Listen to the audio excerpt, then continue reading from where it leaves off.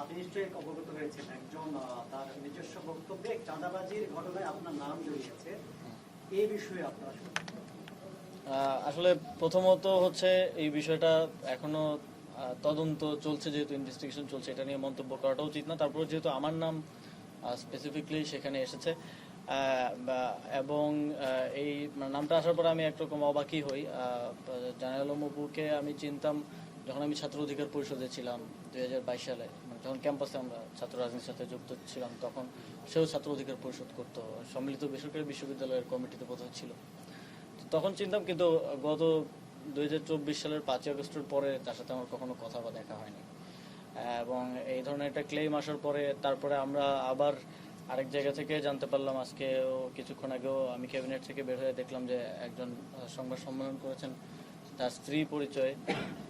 আমি খোঁজ নেওয়ার চেষ্টা করছি যে আসলে কি ঘটনা, তবে তিনি সেখানে দাবি করেছেন যে অপুকে গুম করে নিয়ে এই স্টেটমেন্ট আদায় করা হয়েছে জোরপূর্বক। যদি এরকম কিছু হয়ে থাকে, এটা আসলেই অত্যন্ত শঙ্কাজনক। 5ই আগস্টের পরের বাংলাদেশে আমরা যদি আবারও আগের মতো, এটা আসলে ঢাকা বিশ্ববিদ্যালয়ের গেস্ট রুম হতো, আপনারা জানেন আমাদের এখানে আয়নাঘর ছিল, যেগুলো 5ই আগস্টের গণঅভ্যুত্থানের ফলে এখন অকার্যকর, সেই প্র্যাকটিসের দিকে আমরা যাচ্ছি কিনা, এটাও একটা শঙ্কার বিষয়।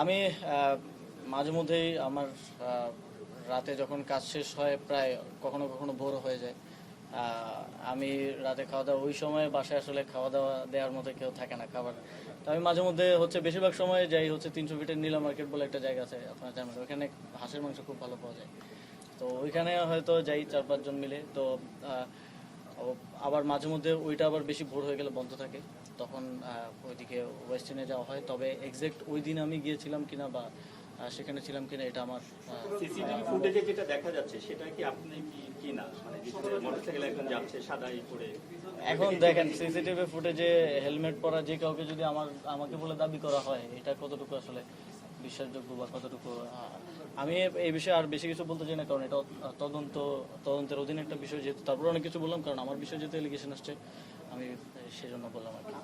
ওকে, হ্যাঁ, এর সাথে ভাই আমার কোনো ধরনের সম্পৃক্ততা নাই, এবং আমার মনে হয় না এখনো কেউ এরকম কোনো প্রমাণ দিতে পেরেছেন আমার সম্পৃক্ততা আছে। বরং আরও যার সাক্ষাৎকার নেওয়া হয়েছে, এই সাক্ষাৎকারটা একজন রাজনৈতিক নেতার বাসায় একজনকে জোরপূর্বক নেওয়া হয়েছে বলে যে অভিযোগ এসেছে, এটাও অত্যন্ত গুরুতর একটা অভিযোগ, এবং সেটা পরিবারের দিক থেকে এসেছে, যথেষ্ট রিলায়েবলও এখন পর্যন্ত মনে হচ্ছে। তো এর সাথে যে আমার সংশ্লিষ্টতার যে কথা বলা হচ্ছে, এটা সম্পূর্ণ রাজনৈতিক উদ্দেশ্য প্রণোদিত, এরকম অনেক কিছু আপনারাও ইতিপূর্বে দেখেছেন, আমরা সেগুলো ডিবাঙ্ক করেছি, এবং এখন দেখছেন, সামনেও হয়তো দেখবেন।